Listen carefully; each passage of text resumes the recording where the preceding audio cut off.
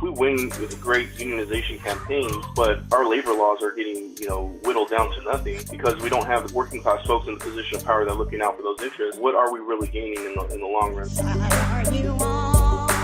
Which side are you on? Hey Jacob, this is Lenny Powers from Southern California. Lenny from Southern California, what's on your mind?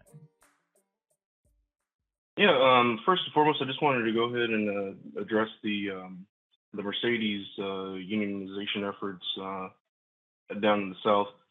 I just want to, lend some words of encouragement to our, to the workers out there. Don't give up. This is just the one battle in a longer war, and Southern workers do deserve dignity and the protections of a union contract, and I'm sure you guys are going to get that sooner than later. Just keep up the fight. Another thing I wanted to mention in regard to that, as workers, we have to understand the concessions that the bosses make, outside of a contract are just handshake agreements and words, nothing that's outside of a contract. You're not really gaining much, considering those things could be just taken away. There's no inherent protection there or legal protection. So I think that it's all been laid out and understood. But it's just really important to kind of understand that even in a micro perspective, if you're working outside of a contract and the boss is making any type of promises without legal protection of a contract, those are just well wishes and nice words. So yeah, I just wanted to express that. And then also another topic that I wanted to bring up, which has been, somewhat of a contentious, topic within my union. I'm a member of SEIU. Don't feel real comfortable giving out my local, but Sure. In regard to the issue of Palestine, I don't know how much coverage or how many conversations you had around this on the program. I've been a little bit busy myself, not tuning in, but I just wanted to, outside of the the moral arguments and the arguments in regard to just the brutality and the loss of life, and innocent women and children, civilians being essentially slaughtered in Gaza. To connect this to the broader labor focused, or kind of like dial it in and make it more labor centric. When you want to bring this issue across to another individual that may have are undecided on in regard to the whole situation, or even hold a passive pushback type of view in regard to this whole conflict, is that who's generally impacted the most in regard to just any type of conflict and war is working class folks. We're not talking about the elites here. We're not talking about millionaires and billionaires, children dying in the streets. We're talking about just everyday working class poor folk that just have the the bad luck of being caught in the middle of this global conflict. And I like to say, as workers, we gotta, literally, think about putting ourselves in the shoes of those individuals and saying, hey, there's larger forces, there's governments that are making these decisions, on our behalf, on either side, so that when we frame these issues within our own locals and within our own unions to pass language in regard to resolutions for ceasefire, we have to understand that the dynamic between those powers and working class folks is that the working class are just subjected to these decisions, and that we really don't have much say without the seat at the table, without having a labor party, or without having a working class party within these government systems. And just to conclude this, if this does escalate to a bigger, broader regional war, where we're going to be having to put more resources in regard to be more specific in regard to resources, I mean not only money but manpower into the military-industrial complex, we're looking at working class folks that are going to be subjected to those, to that call. Nobody that's in the upper boss class, the capital class.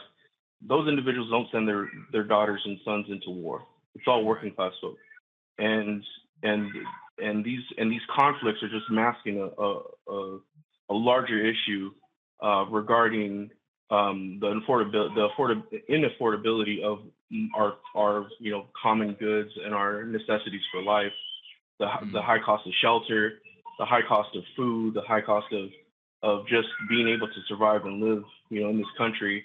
It's all being veiled behind these moments of where we could send our working class brothers and sisters into war because they have no other options. I mean, we're looking at whether or not you want to barely survive at an Amazon factory or barely survive by putting on a military uniform and enlisting for 4 years. Those decisions, if again this escalates to a bigger and broader conflict, those are going to be working class lives that are going to be lost. So I just wanted to put that perspective out there. It's been a while since I've called in, and I wanted to just lend that view and just see what can we do in regard to us as working class folks to make those connections and better better push that message across to individuals that may be just undecided in regards to that position, or maybe even taking the stance of just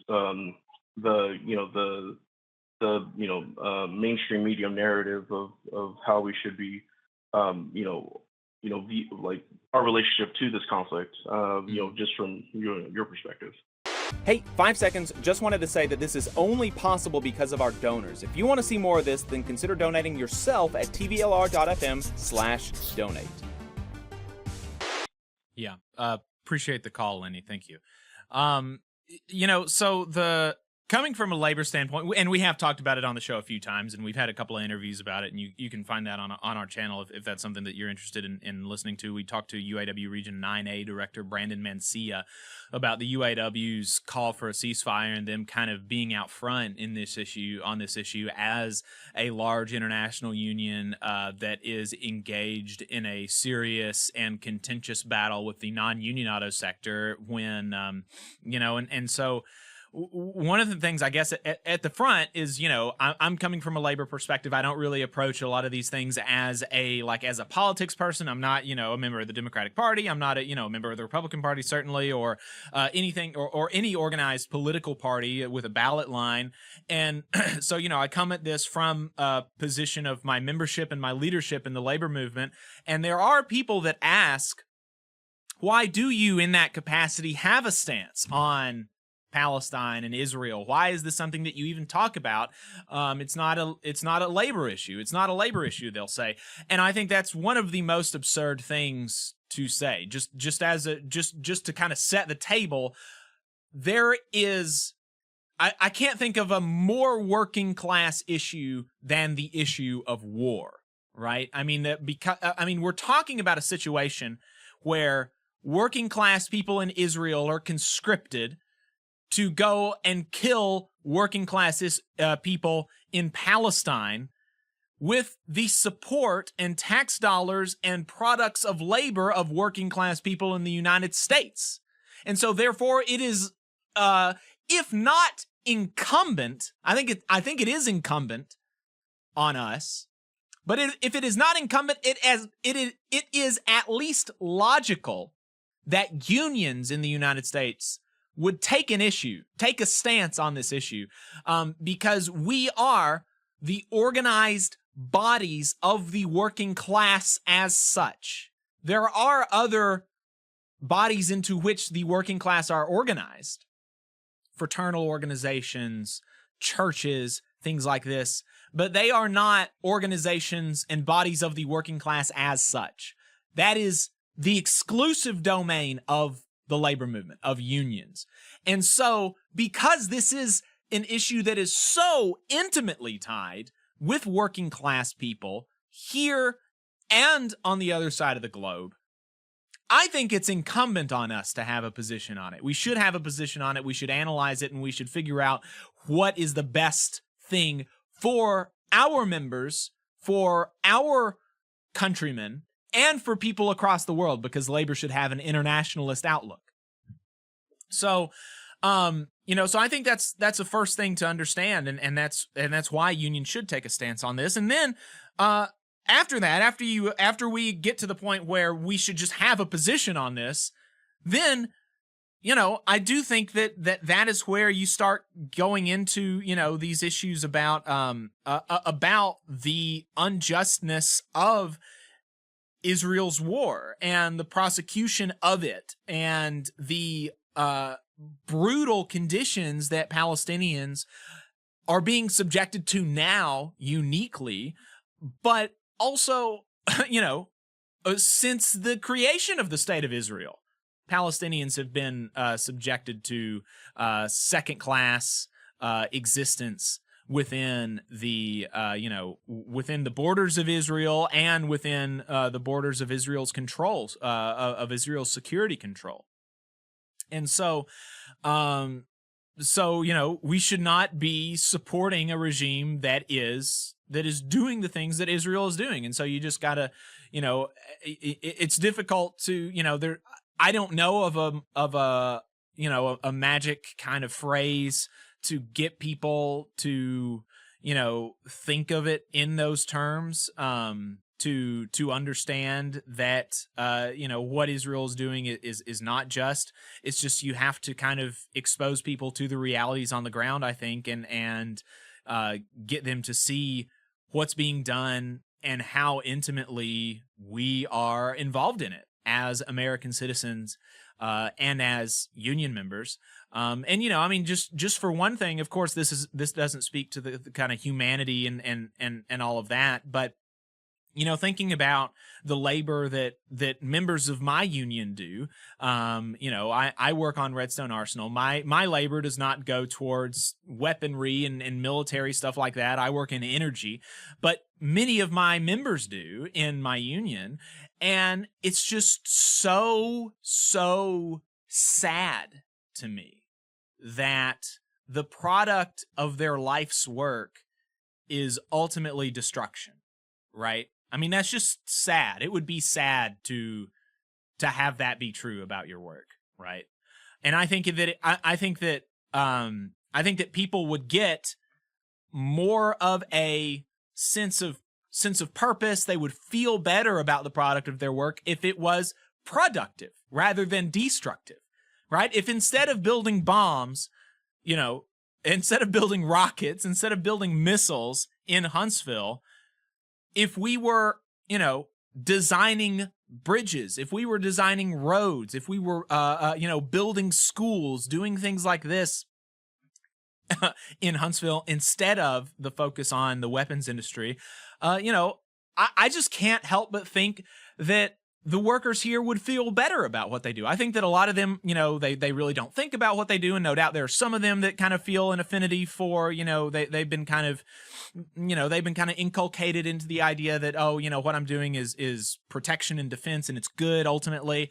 But I just have to believe that even if you're one of those people who think that it's good building bombs and we need it for defense, even if you're one of those people that do think that, and no doubt there are some, that if you were to see the product of your labor, being used in a productive capacity rather than destructive, you would still feel better about it, right? I mean, I can't imagine anybody who would look at a bomb and feel better about having made that than looking at a spaceship to do research on Mars or on the moon, or looking at a school building where children are going to learn and be molded into citizens and well-rounded persons, right? I just can't imagine a person that would look at a bomb and be more fulfilled having built that than the other things, right? And so there's kind of a thing about human, the existence that we have in society that I think broadly, the issue of war kind of speaking more broadly than the issue of Israel and Palestine, I think that's something that I think about a lot. So So yeah, I don't have anything magic, and I can't say that I've had just a lot of conversations about this with folks, but those would be some of my thoughts, at least, for whatever it's worth. Yeah, absolutely. I mean, I think I completely agree. And you brought up some points or in some ways to frame it that, I haven't really, fleshed out myself. And so I really do appreciate that. And, just to add, and this is, my last thing, I'm going to go ahead and jump after this. It's just, when we think about, our relationship to our work and, and how things are framed in regard to scarcity, we really have to understand that, we don't really have a resource issue at all. It's the management of those resources Right. That's the issue. And that's why I feel that, to seize this moment with the popularity of, labor, we really need to start focusing as a collective, and I wish we had better leadership within the AFL-CIO in order to, put those resources to work to gain, political footing. I think I read a statistic somewhere where it says about 1.6% or so, individuals that are within, any position of government, Congress, Senate, executive branch, even, cabinet positions, those are the Right. 1.6% are working class folks. Like, we really need to strategize, and because the way I see it, even within contracts, you could negotiate a great contract, and you could negotiate for great wages, but on the back end, if you're losing on, say for instance on the cost of benefits, like what really did you gain? And if you think about it in a grander perspective, if we win,